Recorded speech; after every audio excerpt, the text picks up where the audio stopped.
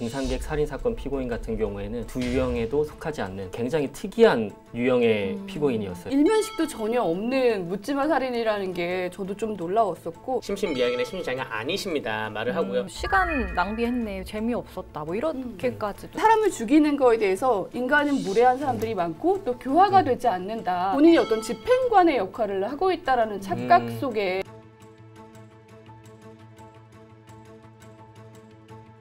최근에 한 프로그램에서 한 심리학과 교수가 이제 분노 조절 장애라는 게 일상에서 쓰는 건 장애가 아니다, 마동석을 보고도 달려들어야 분노가 조절되지 않는 장애다라고 하잖아요.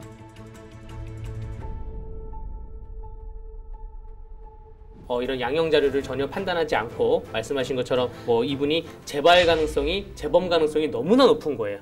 단 한 번의 거만함과 단 한 번의 무례함으로 사람은 죽임을 당할 수 있다는 것을 알려주고 싶다. 트렁크에 흉기가 실려있다. 누구나 타깃이 될 수도 있었다. 홍천에서 난 산불과 철원에서 난 산불이 불장난으로 인한 산불이다.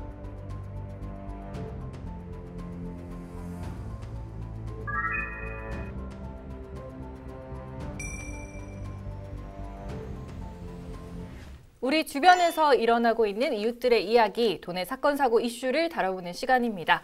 오늘은 강대규 변호사님, 그리고 연합뉴스 강원지질본부의 박영석 기자님 함께합니다. 네. 오늘 좀 요즘 법조계 이슈부터 좀 이야기를 하면서 시작을 해볼까요? 변호사님, 요즘 좀 이슈 어떤 게 있을까요? 코로나19 사태 때문에 그런지 보험 사기가 작년에 급증을 했다는 그런 좀 수사기관으로부터 얘기를 좀 들었습니다. 네. 실제로 보험 사기가 급증함에 따라서 교통사고가 저희가 보기에는 보험 사기가 아닌 것 같은데도 보험회사에서 좀 적극적으로 고소를 하는 것 같아요. 예. 네, 또 어떤 게 있을까요? 저 같은 경우에는 이제 가장 최근에 이제 부동산 투기 관련해서 전 양구군수에 구속된 사건이 있었는데 그 사건이 아닐까 생각이 들고, 이게 또 구속이 됐기 때문에 이제 또 재판에, 법정에 설 날도 이제 넉넉하게 봐도 한 두 달, 세 달 정도면은 또 이게 또 재판에서 또 치열하게 다툴 것 같아서 그쪽으로 또 이슈가 가지 않을까라는 생각이 듭니다.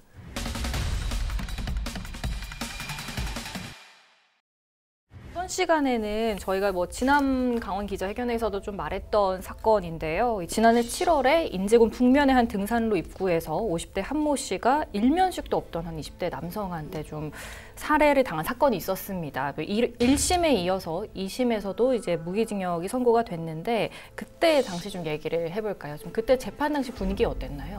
저는 이 피고인의 태도에 대해서 꼭 한번 얘기를 해보고 싶어요. 네. 제가 이렇게 법정에서 이렇게 오가면서 취재를 하다 보면은 이 선고를 받는 피고인의 유형은 크게 저는 두 가지 정도라고 생각을 해요. 우선은 죄가 많든 적든 간에 누구든 아무리 나쁜 짓을 저질렀더라도 이게 법정에 마지막에 서게 되면은 두 손을 모으게 이렇게 좀 겸손해진다 그럴까요? 네. 그런 사람들이 있는 반면에, 아니 나는 그냥 판사 양반, 나는 몇 년 때리든 상관없어.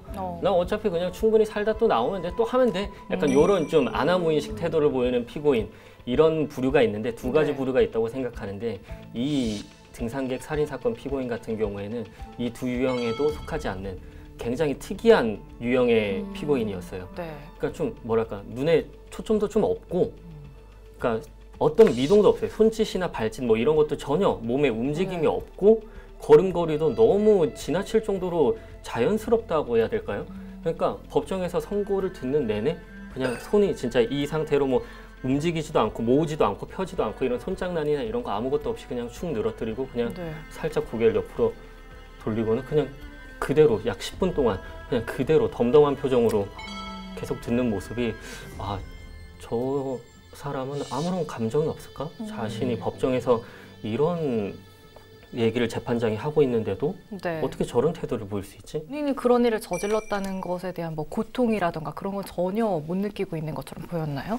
보통 이게 좀 잔혹한, 그렇게 수십 차례 누구를 찌른다든가 이런 거 같은 경우에는 원인에 뭔가 있는 거잖아요. 원한에 의한 살인이거나 이런 게 많은데, 일면식도 전혀 없는 묻지마 살인이라는 게 저도 좀 놀라웠었고, 재판부 내용들을 쭉 보다 보니까 이 범죄를 저지르기 전에, 그러니까 초등학교 때부터 살인을 해보고 싶었던 충동이 있었다. 사람을 죽여보고 싶은 그거에 대해서 욕구가 굉장히 커서 인터넷이라든가 이런 정보들을 본인이 찾아서 준비를 했고 공부를 했고 또 그러기 위해서 심지어 체력을 키우는 네, 것까지 운동까지. 했다고 하더라고요. 그리고 또 뭐 일기를 썼다고 하더라고요. 네. 일기 내용을 보면 대부분의 사람들이 무례하다.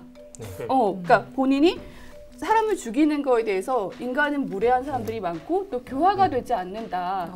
그러면 약간 느낌에 본인이 어떤 집행관의 역할을 하고 있다라는 착각 속에 있는 게 아니었을까라는 생각이 들 정도로 좀 이게 말씀하신 것처럼 인간적으로 이런 생각을 하는 게 정상적이지 않은 공감 능력 자체가 없는 사람 같다는 느낌이 저도 굉장히 좀 많이 들었었던 것 같아요. 그리고 뭐 혹시 또 이게 조사 과정에서도 그런 모습이 더 있었어요?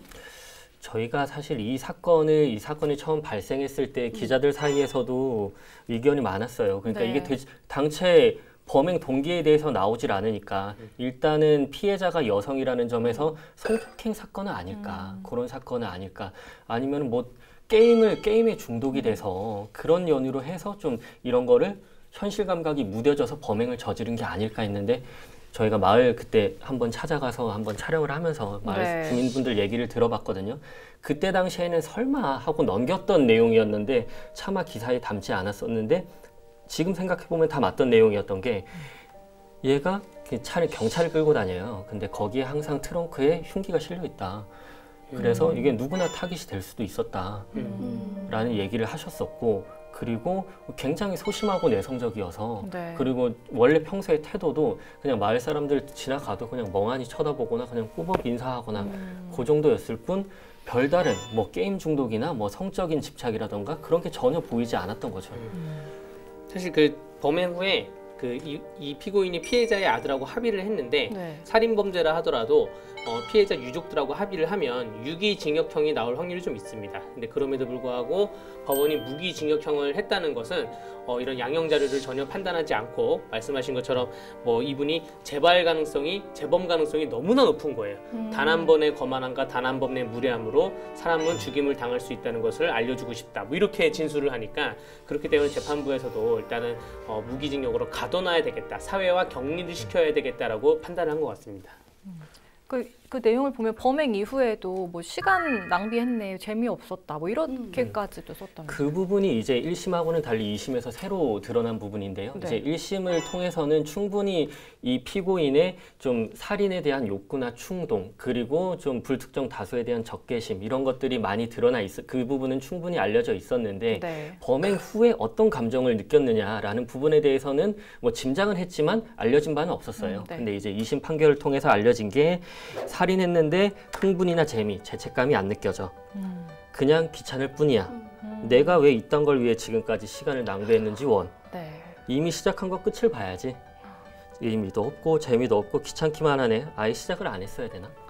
지금 들으면서도 좀 소름이 좀 끼치는 네. 것 같은데, 그래서 이번에 그 피고인 이 씨가 원래 심신미약을 주장을 했었잖아요. 네. 이거에 대해서는 좀 받아들이지 않은 거죠, 재판부가? 네, 그렇죠. 아무래도 이제 범행 당시에 이제 심신미약 상태였다라는 네. 점으로 해서 이제 좀 감형을 받기 위한 전략이었다고 생각이 되는데, 재판부에서는 뭐 당시 사물을 변별할 능력이나 뭐 심신장애 뭐 이런 심신미약 상태에 있지 않았다라고 네. 본 거고요. 뭐 익히 알고 계시듯이 초등학교 때부터 살인에 대한 욕구를 품어왔었고, 그리고 더 소름 돋는 건 성인이 됐을 때까지 우리 가족들, 주변인들이 그거를 전혀 느끼하지 못할 정도로 자신을 스스로 통제를 했고, 범행 당시 그 계획, 수법, 심지어는 그거를 은폐하려는 그런 계획까지 다 세워놓은 상태였고, 네. 그리고 범행 후에도 일기장에 썼듯이 아무런 죄책감이나 반성 따위 느끼지 않았고, 그런 점 봤을 때, 그리고 정신 감정 결과도 전혀 특정할 만한 정신과적 진단이 나오지 않았기 때문에 다 기각됐습니다. 그 주장은. 최근에 한 프로그램에서 한 심리학과 교수가 이제 분노 조절 장애라는 게 일상에서 쓰는 건 장애가 아니다, 마동석을 보고도 달려들어야 분노가 조절되지 않는 장애다라고 하잖아요. 근데 이렇게 좀 이렇게 범죄를 저지르고 나서도 그러니까 심신미약을 이유로 좀 감형을 요구하고 막 이러는 사례들이 많잖아요. 네, 맞습니다. 그럼 예. 변호사님 보시면 좀 어떠세요? 저는 근데 설득을 해요. 그 심신미약 장애에 대한 법리를 설명을 한 다음에 선생님은 사실 이런 법리인데 심신미약이나 심신장애가 아니십니다 말을 하고요. 실제로 제가 보기에도 이분이 정말 정신적으로 심신적으로 힘드신 분이구나. 그러면 그거 대신 자료를 갖고 와라 말씀드리고요. 자료가 없으면 정신과 진료에 저희도 분석을 맡겨서 그 전문가들의 의견을 따라가는 수밖에 없습니다. 선생님도 법원 출입하면서 그런 경우 좀 많이 보실 것 같은데 어때요? 엄청 많더라고요. 특히 음주로 인한 심신미약을 그렇게 많이들 주장하세요. 뭐 음주 사건이건 아니건 간에 이제 범행한 피고인의 경우에는 이제 폭행 사건이 형사 사건의 경우에는 음주를 한 뒤에 범행을 저지르는 경우가 많으니까 술을 마신 상태에서 범죄를 저질렀기 때문에 좀 감형을 해달라, 좀 형을 줄여달라 이런 주장을 많이 하는데 요새 뭐 실무적으로는 그게 이제 음주로 인한 심신미약은 인정이 되지 않는 추세에 있고요. 실제로 그렇기도 하고 다만 이제 판결문의 명시하는 경우는 있더라고요. 보니까는 음주로 인한 뭐 음주한 사실은 인정되지만 심신미약은 인정할 수 없다. 뭐 그런 쪽으로 이제 판례가 지금 추세가 가고 있기 때문에 앞으로도 뭐 음주로 인한 심신미약은 인정되지 않을 것 같고 특정할 만한 정신병이나 이런 게 없다면 아마 인정받기가 힘들지 않을까.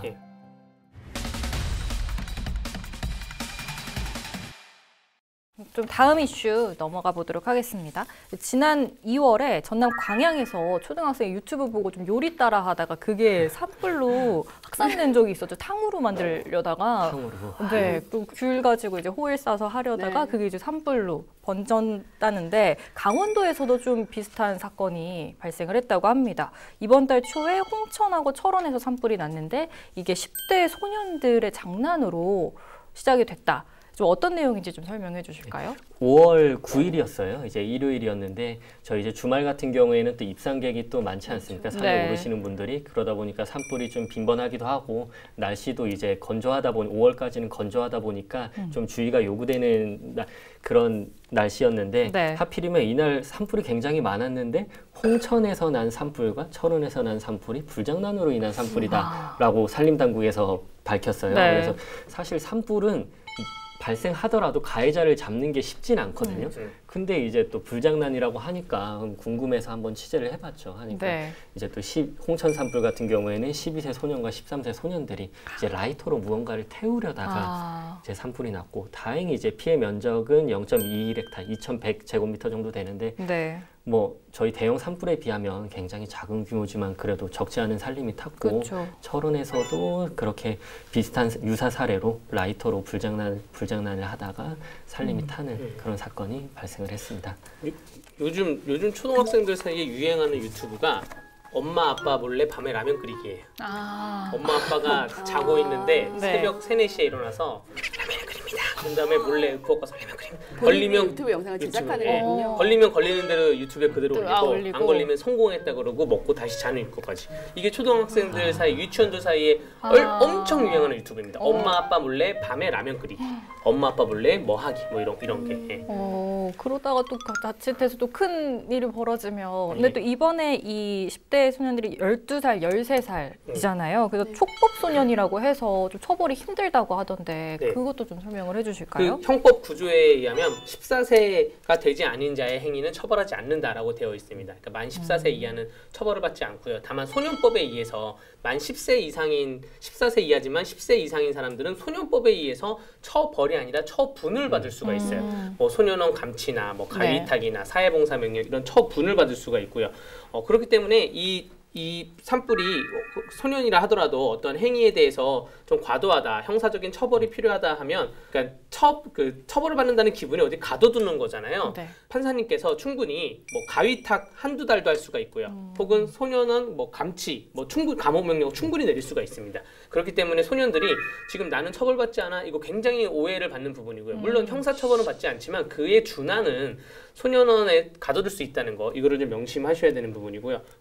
민사적인 보상 근거에 대해서는 민법 753조에 미성년자의 책임 능력이라 그래서 미성년자가 한 행위에 대해서는 책임을 물을 수 없도록 되어 있는데 네. 755조의 그 바로 다음 조항에 감독자의 책임 조항이 있습니다. 예, 다른 사람에게 손해를 가한 사람이 이 미성년자일 경우에 책임을 물을 수 없는 경우에 그 감독자가 책임을 묻는데 또 그 감독자는 법률상 친권자로 되어 있기 때문에 미성년자의 책임에 대해서는 친권자에게 책임을 물을 수가 있고요. 다만 그 행위에 따라서 그 행위와 관리 감독의 과실이 있었는지 또 인과관계가 있는지 그거를 꼼꼼히 따져서 물을 수 있을지 없을지는 최종적인 판단을 하지만 일단은 물어볼 여지가 있다는 거. 예, 그렇기 때문에 부모님들이 아이에 대해서 관리 감독을 철저하게 네. 해주셔야 됩니다. 네.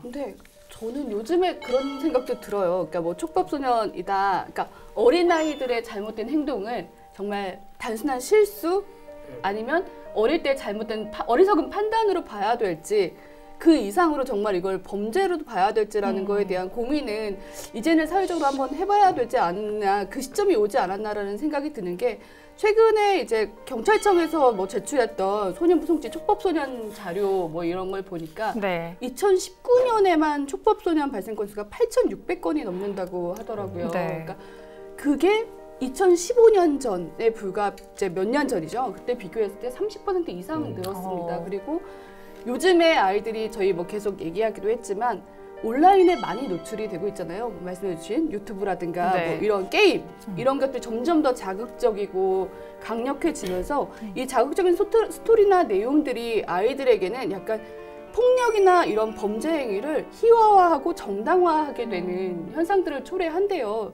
이게 탈억제 현상을 유발한다고 해서 정신과에서도 얘기가 나오는 네. 게 내가 어떤 나쁜 행동을 하는 거에 대해서 정말 뭐 악을 처벌하는 내가 어떤 집행관에 대해서 처벌을 한다고 느낄 수도 있고 이렇게 되면서 극단적인 행동을 하는 건데 말씀드렸던 그 촉법소년들의 범죄 유형을 봐도 네. 폭행이나 이런 게 뭐 가장 많긴 해요. 절도나 폭행이 4,000건 뭐 이렇게 너무 안 하지만 조금 더 심화되는 강간, 살인, 강도까지 되는 걸 보면 이게 300건이 넘는 한 해 발생하는 이 14살도 안 네. 되는 아이들이 저지르는 범죄에 강도, 살인, 강간, 추행까지도 있다고 하는 걸 보면 이거를 단순히 어린아이들의 불장난, 실수라고 인정할 수 있을지 그거에 대해서는 정말 좀 더 다시 고민해보는 시대가 되지 않았나 싶어요. 네.